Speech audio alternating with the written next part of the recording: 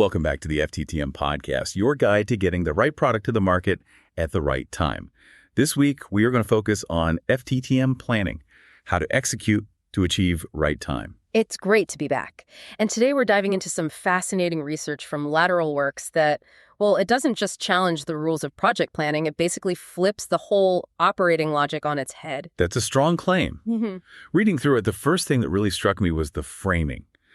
They described the environment for fast time to market not as peacetime, but as war.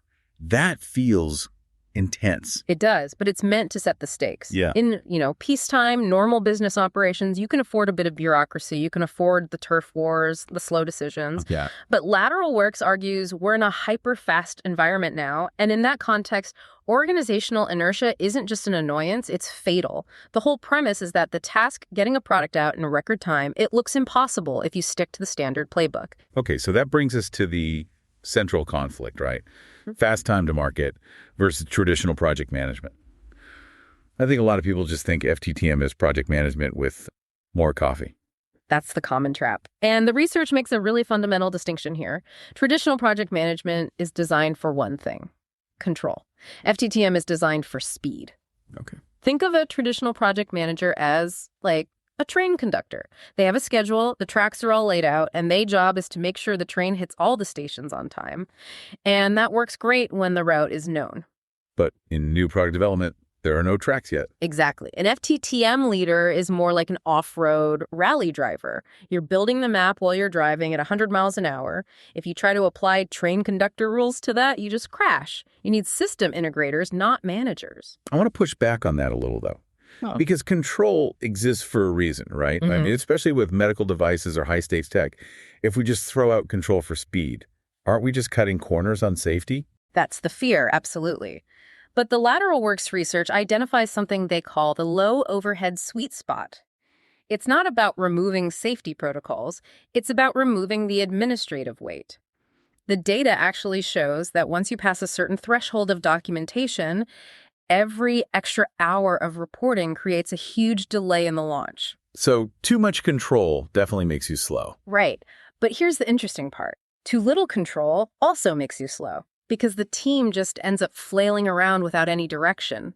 You have to find that sweet spot, that narrow band with just enough structure to keep everyone aligned, but not enough to create drag. But the structure itself usually fights you on this. You can't just tell a big hierarchical organization to suddenly be agile. You can't. And that's why the research says you have to flatten the organization first. They call out nonsense reporting of half-truths as a major speed killer. So to fix it, you basically cut out the middle. You just have two levels, the leader and the doer. It sounds incredibly efficient, but also relentless. Which brings me to the methodology. I have to admit, when I first saw the term pulling pain forward, I winced a little. It sounds like the opposite of what you'd want to do. It's uncomfortable, I know, but it's so necessary. In traditional projects, there's a tendency to hide bad news, right? If a deadline looks impossible, people just wait. They hope they can make up the time later. Which they never do. Never. FTTM demands the opposite. You use simulation tools to model the real schedule on day one. So you start by admitting you're going to be late. Precisely. You find the gap between where you are and where you need to be immediately. By admitting the schedule is impossible today, you actually buy yourself the time to fix it. If you wait until 3 weeks before launch, it's just too late. Okay, so you found this gap. Everyone knows you're behind. How do you close it without a manager just screaming, work harder? You rely on what they call participatory problem solving. An executive doesn't just mandate the solution. You use the collective intelligence of the actual technical team, the people doing the work, to figure out how to close that gap. And I'm guessing this takes a specific kind of mindset.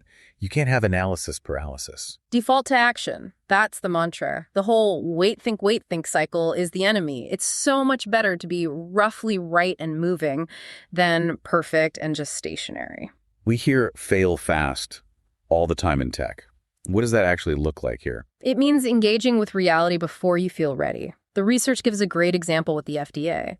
A traditional team would wait until their submission is absolutely flawless before talking to regulators. Right, to make a good impression. But an FTTM team sends what they have early just to get that fast feedback.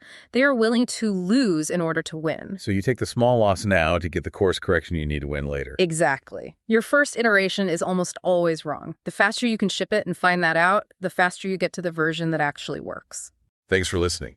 Make sure to tune in next week where we will dive deeper into key practices of FTTM teams.